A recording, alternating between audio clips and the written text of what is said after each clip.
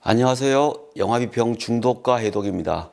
오늘은 친일영화라는 개념을 통해서 비평회에서 어떻게 개념을 정리하는 것인가 하는 이야기를 하고자 합니다.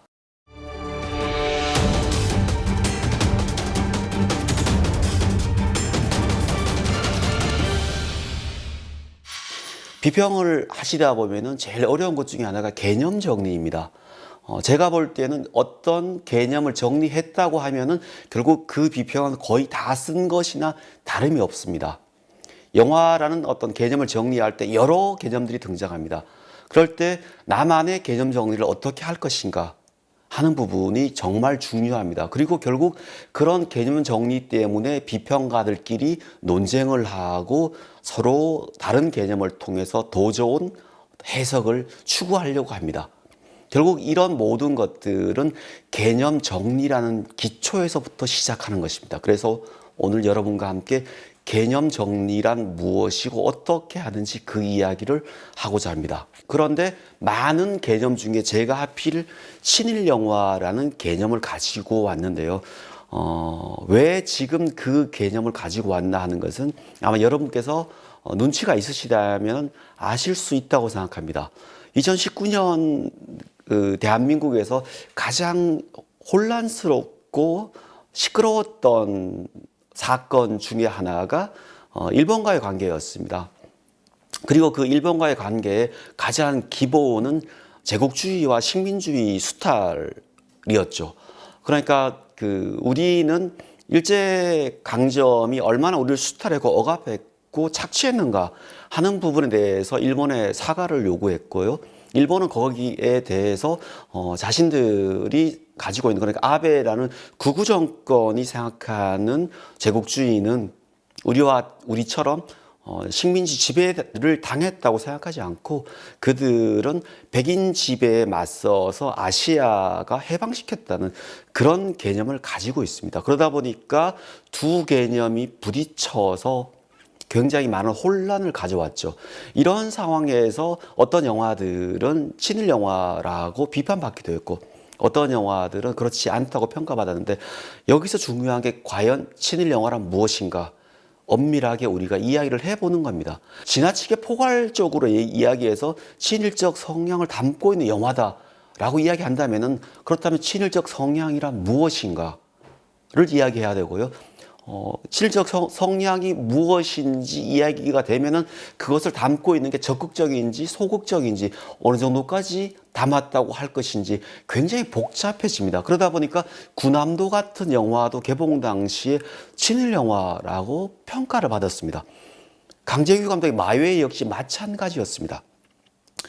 이렇게 포괄적으로 커버리면은 어떻게 그것을 받아들일 것인가 고민하지 않을 수 없습니다.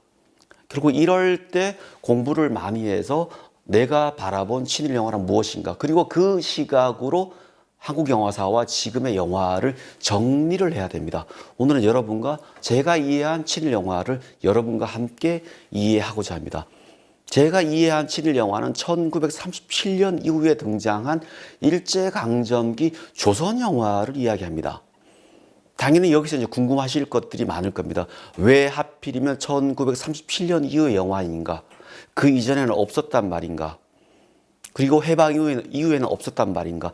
여러 고민들 또는 질문들이 등장할 수밖에 없습니다. 저는 없었다라고 생각을 합니다. 왜 그런지 이제 그 이유를 말씀드리고자 합니다.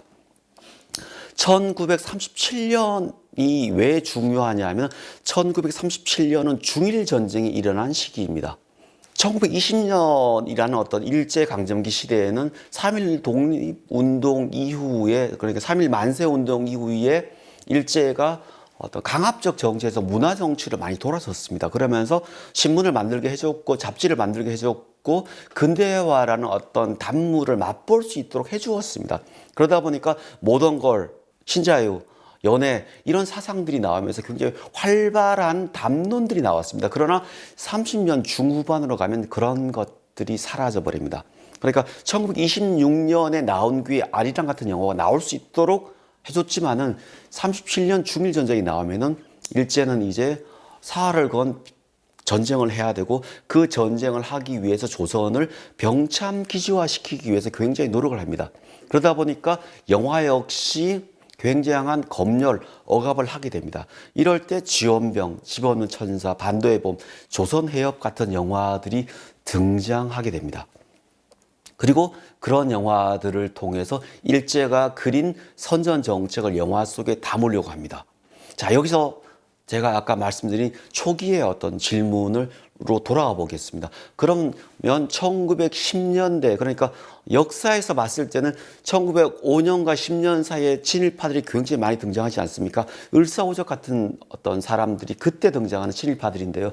그렇다면 영화에는 그런 사람들이 없는가 물으면 없습니다. 왜 없냐면은 영화인들이 대단해서가 아니라 그 당시에는 일제강점기 조선 영화가 없었기 때문에 친일파 영화인들이 없는 겁니다.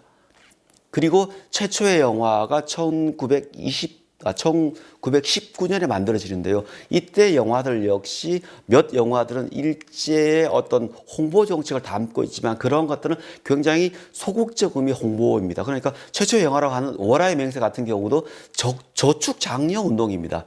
물론 그 저축 장려 운동이 그 돈을 모아서 결국 일제가 자신들의 정책을 추진하는 것이지만 이런 것까지 친일 영화라고 할 수는 없습니다. 이런 것까지 넣으면은 일제강점기에 만들어진 모든 영화는 친일 영화다라는 물타기 전략에 당할 수밖에 없기 때문입니다. 이렇게 보면 초기 영화는 친일 영화가 없습니다. 그래서 제가 말씀드린 것처럼 1937년 이후의 영화에서 친일 영화라는 개념을 우리가 확인할 수 있습니다. 자, 그러면 이제 왜 1937년 중일전쟁 이후인가를 제가 아까 말씀드렸는데요. 여기에 이 부분을 조금 더 설명을 해야 됩니다. 37년 중일전쟁을 하면서 상황은 굉장히 복잡하게 합니다.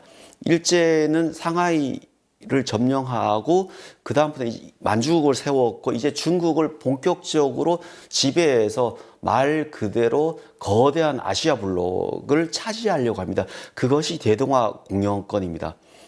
그러려면 당연히 그 당시까지 아시아의 주인이라고 했던 중국을 지배해야만 됩니다. 그리고 조선에게는 당근과 채찍을 동시에 줍니다.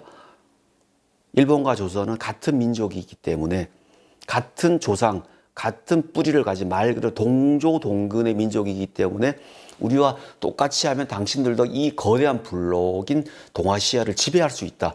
그 지배하는 땅은 호주 위에 파푸아 뉴기니까지 합치는 거대한 태평양 블록입니다.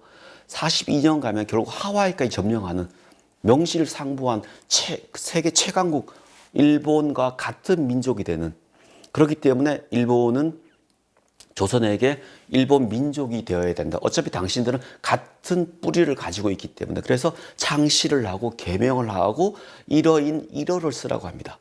이런 정책에 그 당시에 많은 민족주의자들이 넘어갑니다. 전쟁을 했을 때 혹시나 중국이 일본을 이길 수 있지 않을까 기대를 가졌지만 전쟁을 시작하자마자 그야말로 파죽치세로 일본은 중국을 치고 들어갑니다. 그리고 굉장히 중요한 요점이었던 무안삼진이 함락되면서 거의 중국의 패배는 기정사실화되면서 일제는 호해보를 만들고 뿌리면서 그들의 승리를 장담합니다. 이럴 때 많은 민족주의자들, 이광수를 비롯한 최남선을 비롯한 많은 민족주의자들이 넘어오면서 결국 조선이 살 길은 내선 일체가 돼서 천황을 섬겨서 같은 아시아의 지배자가 되는 것이다. 그리고 대동아 공영권에 그 전쟁을 위해서 우리가 나가는 게 권리고 의무다 하는 담론을 펼쳐나갑니다. 그리고 영화가 바로 그 담론들을 담고 있습니다. 그래서 제가 생각하는 친일 영화는 1937년 중일전쟁 이후에 만들어진 영화이고 그 영화 속에 그려진 내용은 대동아 공영권의 전쟁 동원과 내선 일체의 황국 신민화를 직접적으로 선전하는 영화입니다. 결국 이렇게 직접적으로 선전하지 않은 영화를 친일 영화라고 이야기하면 일제강점기에 만들어진 많은 영화들이 친일 영화라는 어떤 전략 속에 빠져들게 되기 때문에 우리는 그런 어떤 정의에 대해서는 단호히 거부해야 됩니다. 그리고 또 하나, 친일 영화라는 명칭에 대한 문제가 있습니다. 제가 지금까지 봤을 때 한국 영화사에서 친일 영화라는 명칭을 쓰는 사람은 그렇게 많지 않습니다.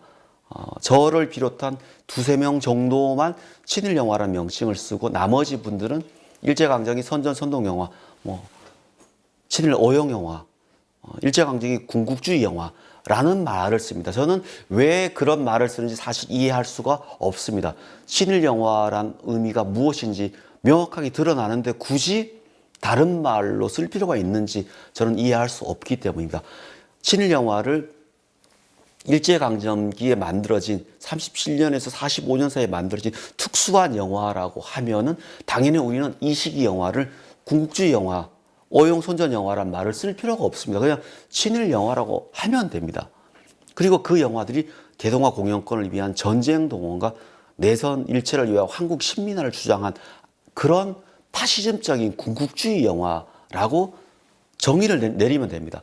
친일 영화가 왜 문제인가 하면 딱 두 가지 이유 때문입니다. 첫째는 민족 말살을 그린 그 선전 정책을 그대로 그린 영화이기 때문입니다.